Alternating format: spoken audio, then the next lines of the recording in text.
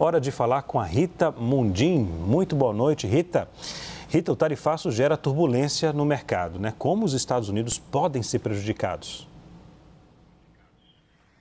Oi, Leandro, boa noite. A gente já está vendo aí que as pesquisas estão mostrando que o americano comum também está completamente perdido, né? Os americanos sempre foram bem acostumados a viver em um ambiente estável para os negócios. E como eu disse aqui ontem, essa volatilidade gerada por Trump, e um dia ele fala uma coisa, outro dia ele fala outra, e ele está sempre ameaçando algo. Então, essa instabilidade gerada por ele faz com que o investidor, que os negócios paralisem no mundo inteiro. Imagina nos Estados Unidos. É um país assim que é a meca do capitalismo. Então, essa paralisação vai trazer para os americanos uma recessão, um período mais difícil pela frente, e as tarifas, todo mundo sabe fazer conta, né? Elas vão provocar inflação. E é disso que os americanos estão com medo, e é isso que o mundo inteiro está temendo, porque esse período de 90 dias, isso não quer dizer que a volatilidade vai terminar, ela pode até piorar. E o que nós vimos hoje foi exatamente o oposto do que nós assistimos ontem. Ontem, os mercados que vinham de quedas fortes nas bolsas, de muita alta no dólar, eles fizeram o contrário hoje, porque a realidade é que nada mudou. Então, a gente ainda tem um horizonte completamente incerto pela frente. Agora, Rita, em relação ao Brasil agora, hoje o IBGE divulgou dados do setor de serviços que cresceu mais de 4% na comparação com fevereiro do ano passado. O setor vem com números acima do esperado? Mas muito acima, Leandro. Isso já é resultado da política econômica do governo Lula, que quis e quer estimular o consumo através da concessão de mais benefícios, né, fiscais, assim, bolsa isso, bolsa aquilo, pé de meia, que virou o xodó do governo Lula, e o crédito, né, esse crédito do trabalhador.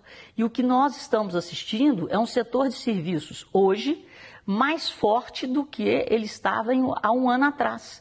Então, o setor de serviços cresceu 0,8% em relação a janeiro, mas cresceu 4,2% em relação a fevereiro do ano passado. Agora, não se assustem. Não se assustem, porque a Selic hoje está em 14,25%. E a Selic, em fevereiro do ano passado, estava em 11,25%.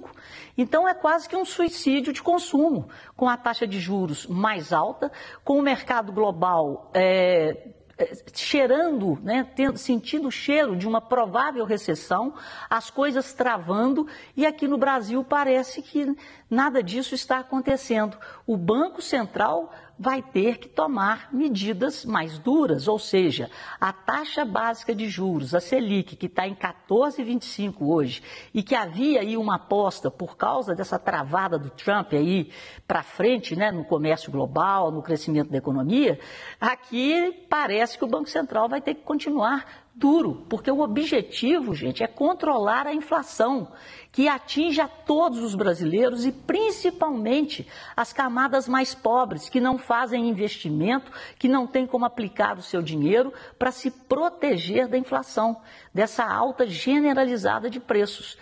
Tudo bem, se eu tenho dinheiro sobrando, eu aplico a 14,25, mas e quem não tem?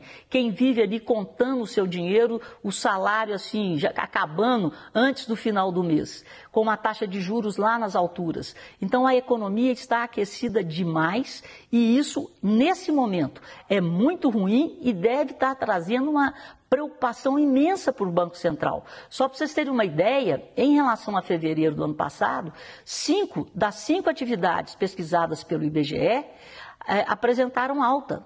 E em relação a janeiro, 4 subiram. Então, está tudo aquecido e a atividade do setor de serviços está apenas 1% abaixo do recorde, que foi em outubro de 2024. E a gente viu ontem que o setor varejista está acima, o setor de varejo assumiu o recorde histórico em relação à série que está sendo divulgada desde 2000, a série histórica do IBGE. Então, nós estamos falando do setor de varejo, né?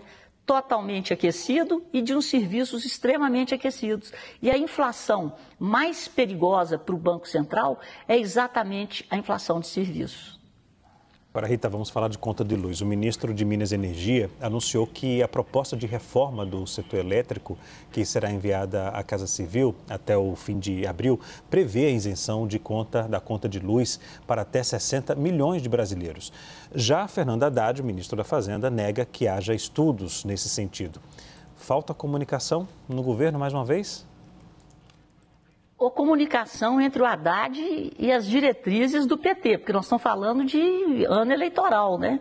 Então, isso está me cheirando também a mais uma jogada eleitoral, para tentar recuperar até a popularidade do Lula. Eu liguei para uma amiga minha que tem mais ou menos essa faixa de consumo e a conta dela é em torno de R$100. Então, a conta é muito fácil de fazer.